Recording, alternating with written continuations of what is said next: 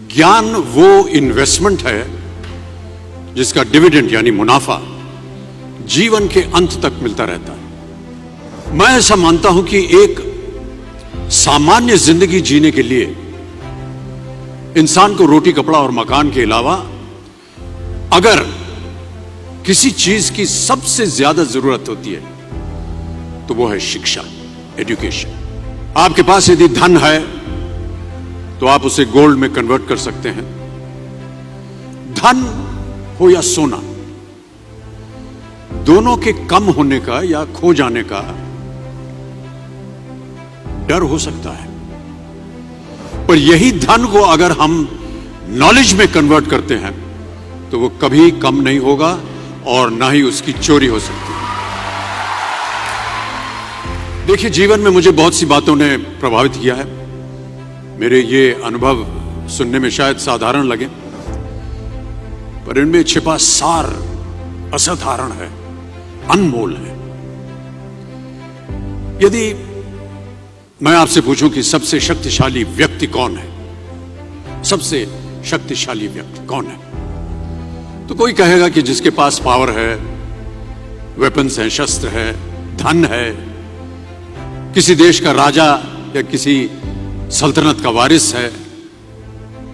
मेरा ऐसा मानना है कि वेपन्स, मनी किसी को पावरफुल नहीं बनाते, या अगर बनाते भी हैं तो कुछ समय के लिए ही बना पाते।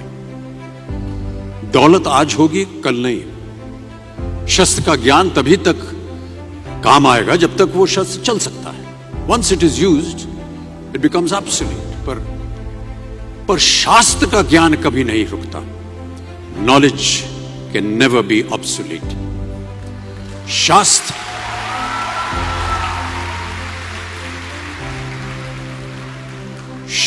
ज्ञान शस्त्र ज्ञान से ज्यादा असरदार, प्रभावशाली और शक्तिशाली होता है।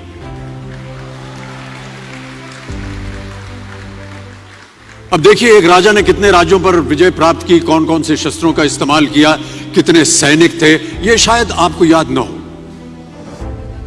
पर जीरो की खोज किसने की, बल्ब का आविष्कार किसने किया, राष्ट्रगान किसने लिखा, ओथेलो मैकबेथ की रचना किसने की, ये आपको जरूर याद रहेगा।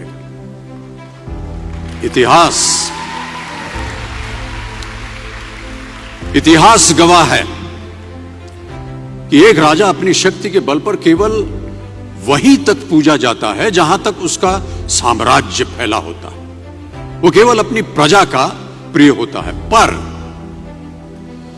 अपने ज्ञान की कीर्ति फैलाने वाले Albert Einstein, William Shakespeare, Rabindranath Tagore सिर्फ अपनी जन्मभूमि में ही नहीं बल्कि पूरे विश्व में पूजे जाते हैं। संपूर्ण मानव जाति के लिए वो प्रेरणा स्रोत बनते हैं। ज्ञान का धनी व्यक्ति हमेशा ही सम्मान और आदर योग्य होता है, क्योंकि ज्ञान वो कवच है, वो शील्ड है जो आपके जीवन में आने वाली कठिनाइयों से आपकी रक्षा करेगा। फिर किसी भी शस्त्र की आपको आवश्यकता नहीं होगी। दो चीजें इंसान यदि अपने जीवन में एक बार सीख लेता है तो वो उसे कभी भूलता नहीं। एक है तैरना, स्विमिंग, दूसरा है साइकिल चलाना।